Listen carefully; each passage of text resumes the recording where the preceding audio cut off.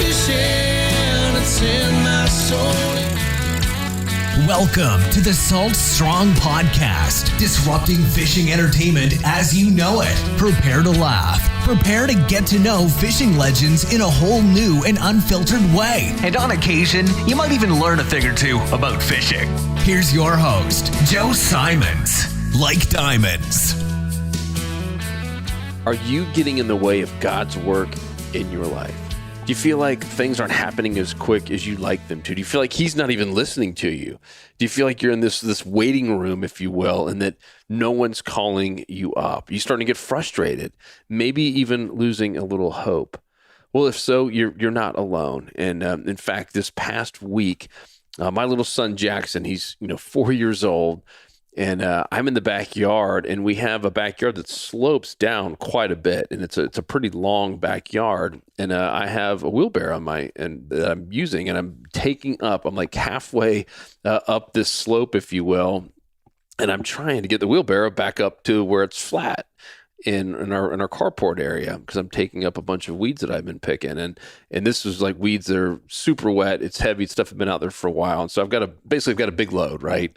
And I can't let go of it because this thing will literally come tumbling down this steep, just imagine like a very steep hill that would literally start rolling down, and all the stuff that I just picked up would be all over the place. I had a really big load in there.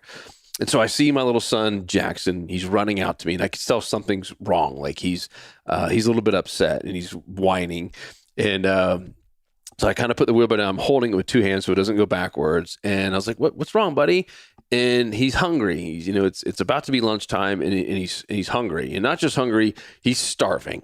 And he's telling me this over and over and over again. And if you've been around 4-year-olds, if you have one, if you had one, if you've babysat one, if you have a 4-year-old grandchild, you know that 4-year-olds can be pretty persistent. And so I'm sitting here now holding the wheelbarrow, and I tell him, all right, cool, let me take this up to the top. Just take me a couple more minutes. I'm almost there. It's heavy load, but I'm almost there.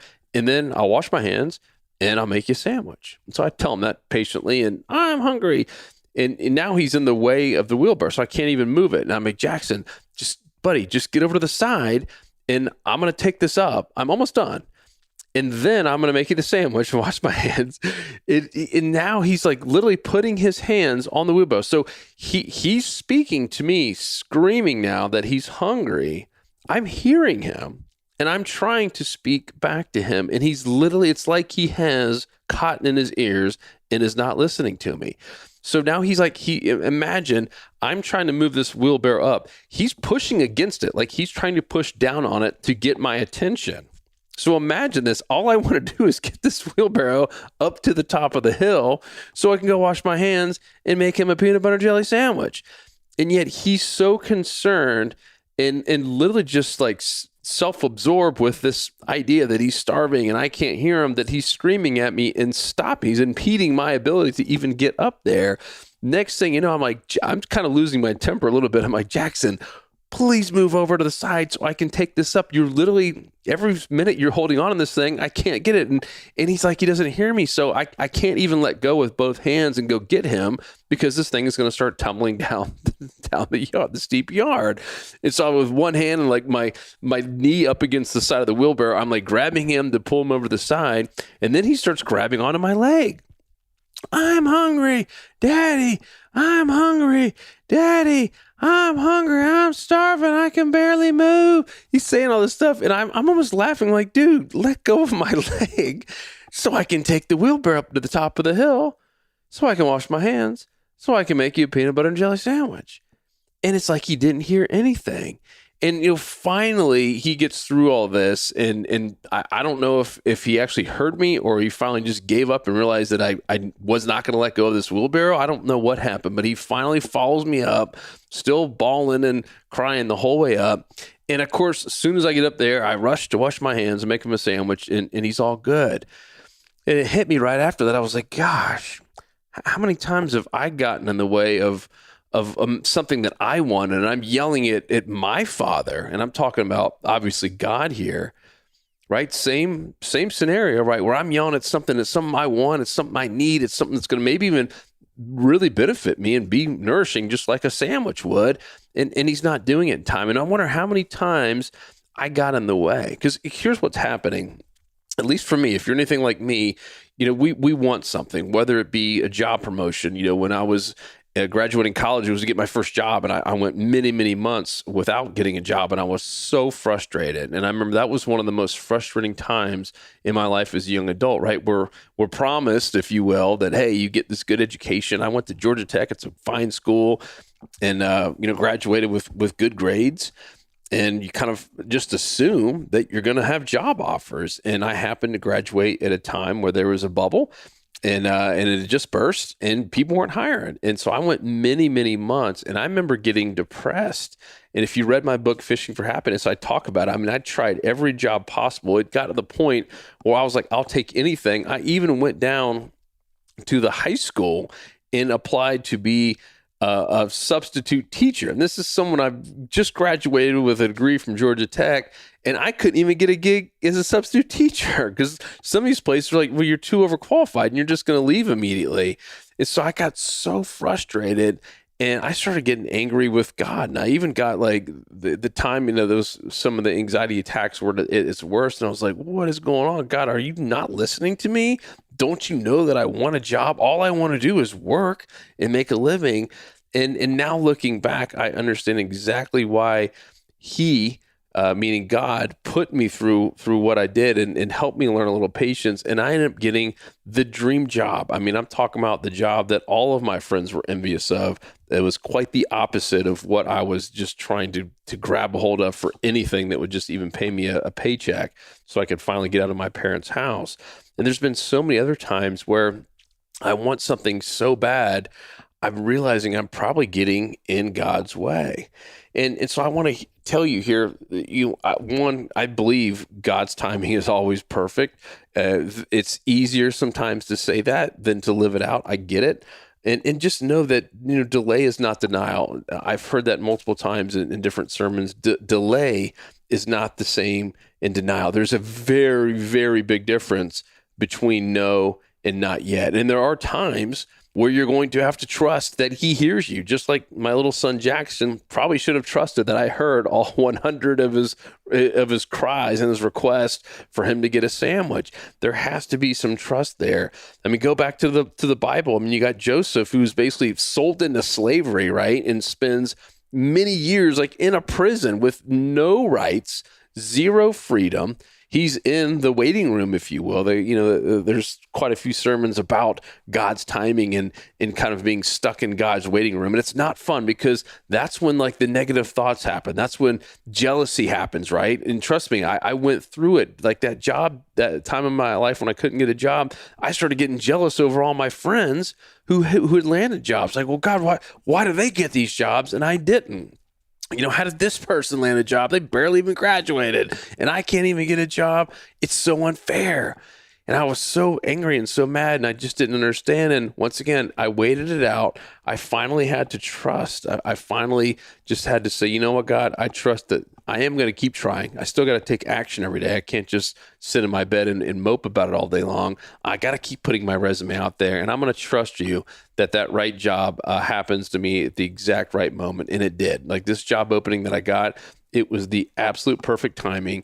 Had I taken a job a month ahead or a month after, I never would have gotten this job. It was like perfect timing. They needed someone right then and there. It ended up being a dream job, a job I stayed in with for 9 years and made a ton of money, met some great friends, and had an absolute blast in that chapter of my life.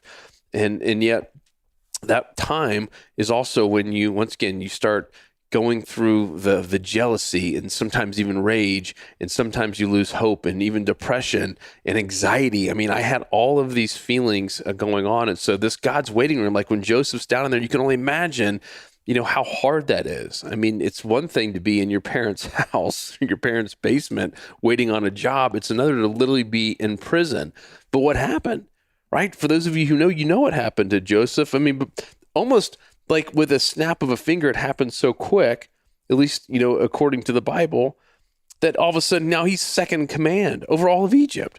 He went from being someone in a prison who was sold into slavery to literally getting lifted up to the top in a fraction of the time that it took for him to forgo in slavery and all this stuff. I mean, essentially overnight to be number 2 in command of the entire country. I mean, that's crazy. Same with my job, right? I went from literally being frustrated and wondering, man, why can't I get a job? Why are these people getting it? To a snap of a finger, I got a call from this random recruiter. It was the wildest thing. I still don't know how it all happened or even found my name. And he's like, I want you to show up at this interview. Can be there tomorrow. I was like, yeah. And all of a sudden I had to borrow my buddy's suit. Didn't even have a suit on me at the time. I had to borrow my buddy's suit, and I showed up and they gave me the offer that afternoon. And everything changed so quick. The anxiety is another one, right? You guys have heard the last episode, I talked about my anxiety attacks. I mean, it was almost 14 years of dealing with daily anxiety attacks. You can only imagine. I was a little bit frustrated. You can only imagine what was going in my head when I was talking to God, like, God, do you hear me? Do you know how bad I'm suffering? Do you know how bad this stinks to every day have to have this fear of having a panic attack in front of my friends and colleagues and family members? God, why won't you take this away? Can you not hear me? And then all of a sudden one day it was like gone. It was like I woke up one day and the fear wasn't there anymore. It's like I didn't care. And nothing had really changed. It was just God's timing. God knew exactly when it was supposed to happen. And he was probably up there just like I was with my son saying, get out of my way, son. Get out of my way. I've got you. This is on my time, and my time is perfect. Here's the deal, guys. God will not give up on you. He will not give up on you. He has a plan. He has the time. He is listening to you, and he will not abandon his work on you. In fact, it says, I mean, your name is written on the palm of his hands. Your name is written on the palm of his hands. I mean, isn't that awesome? It's something that can't be taken away. He knows exactly where you're going to be a year from now. He knows exactly what your life is going to look like a year from now. He knows exactly what blessings are going to be in your life a year from now. He knows exactly what favor he is going to bestow upon you over the next year. He knows what's going to happen tomorrow, and he knows how quickly he can change anything. I mean, can you imagine taking away someone's anxiety? I could not do that on my own. I mean, this is something that I dealt with for 14 years, and all of a sudden I wake up one day and it's just gone. That's crazy.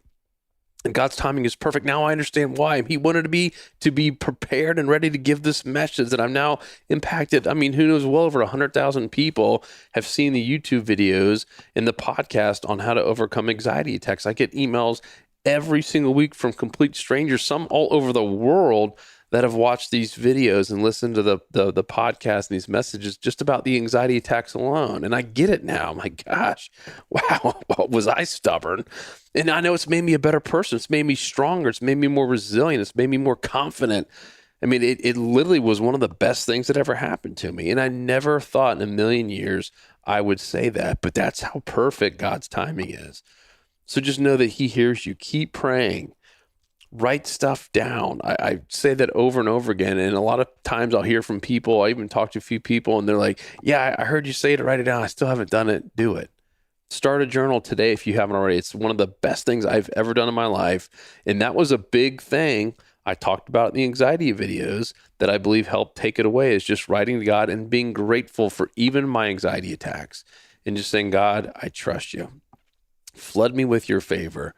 Open up the right doors, lead me down the right path, and I trust your timing. Just even writing that one sentence every day, God, I trust your timing. And then asking for what you want or what you feel like you need. It doesn't always happen that way, but in most cases, at least for me, it has. It just has not been on my exact timing. So I wanted to share that with you. I know this is just going out to at least one person who needed to hear this. So that's my prayer every single time before I get on this little microphone here in my guest house is, this guy, just let this hit the right person at the right time. It's the message I wish someone would have told me back, even one dealing with anxiety too. And, you know, the days of right after college when I was living in my parents' house, just embarrassed and a little bit humiliated that I couldn't get a job.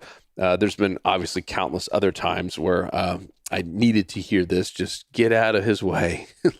Jackson, get out of his way. Joe, get out of his way.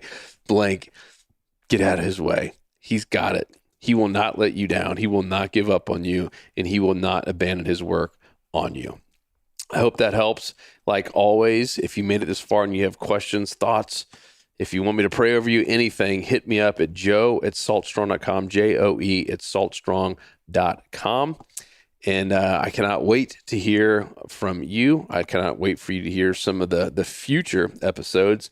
And if you have certain topics or questions, concerns, doubts, whatever on anything, let me know. That's where I've gotten a lot of these ideas from, is just hearing from audience members like you. So I really appreciate you.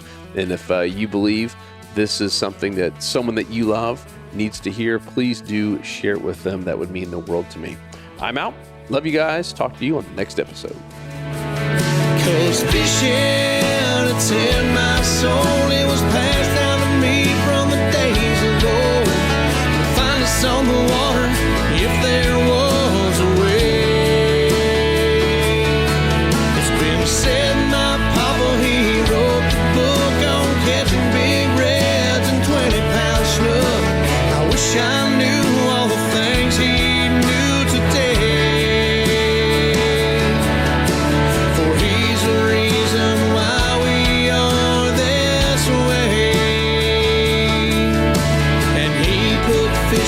So